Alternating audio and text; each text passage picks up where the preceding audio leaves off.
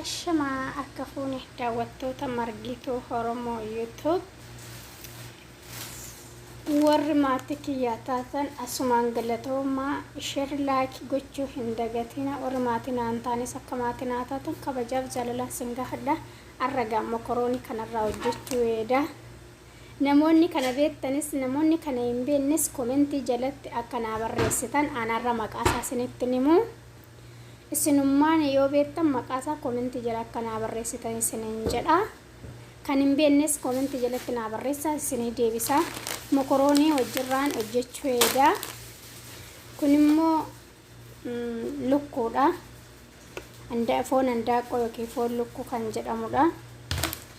Kanaaf iyyuu namoonni kana amma sirra deebiin isinitti hima. Kana yoo hin beekne komentii jala naa barreessaa, yoo beektanis komentii jala naa kaa'a, yoo hin beeknes naa barreessaa isiniif ibsa.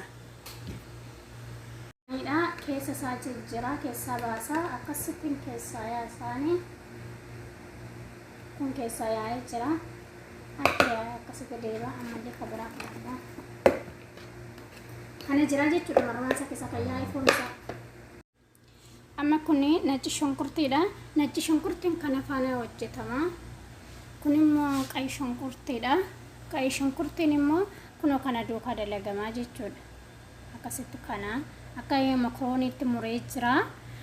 Kun immoo marrumaan isaa keessaa ba'ee wanti marrumaan isaa keessaa yookiin immoo foon isaa garaa isaa keessaa jechuudha. Kanatti xabbafama. Kunneen nacci shunkurtiin xabbafamaa, kun immoo qayi shunkurtiidhaan xabbafamaa jechuudha. Inni xabbafamu kun akkasitti jira, akka mokorooniitti muramee jira. Mokorooniitti hojjedha waan ta'eef. Kunaati akkasirra ga'ee jira. Kun mokoroonaadha. Kun immoo lukkuudha. Kun gaa kasiraa sana as geera mokoroonaani. Amma gaa kireema. Inni marrumaan isaa keessaa yookiin foon garaa isaa keessaa sana ni daakaa jechuudha makiinaatti. Akkasiin ni daakama. Maashiniitiin daakama. Maaliif ree kireematu jira. Maal duukaa daakama jettani aannan kanadha. Aannan kana ammallee kabiraan ka barbaachisu kana. Kanaafi aannan kanaanani daaka jechuudha. Akkasitti walitti daakama.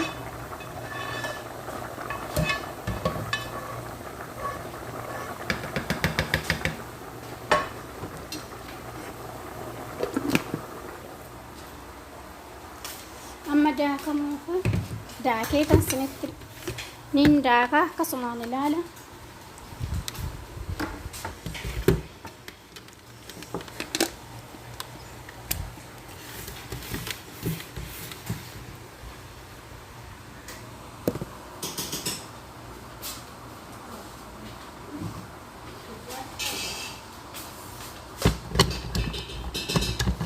Kamera waraabamaa jira. Karaa ka waraabamaa jira.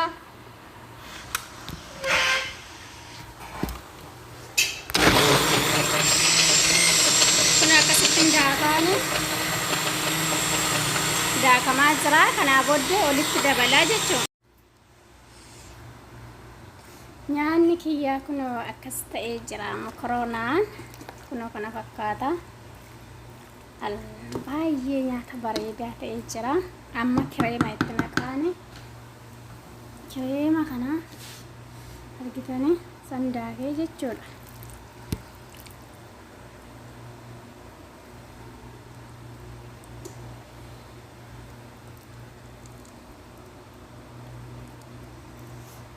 Akkasitti itti naqee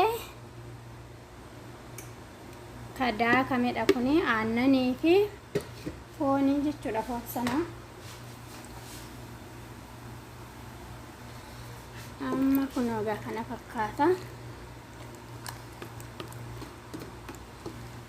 Waa nyaata baay'ee bareedaa ta'ee jira. Nyata baay'ee namatti tolu, nyaata baay'ee bareedaa ta'ee jira.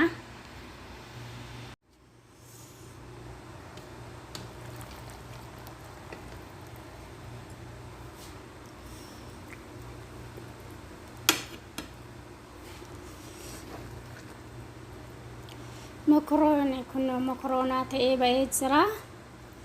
Kana ta'ee wanti dalagamaa oli kana fakkaata jechuu barbaadeeti. Akkasidha. Kottaa walumaan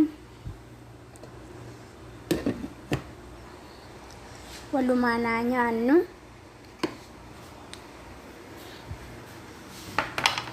Maqaa mokoroonaa kanaa warri barbaaddani.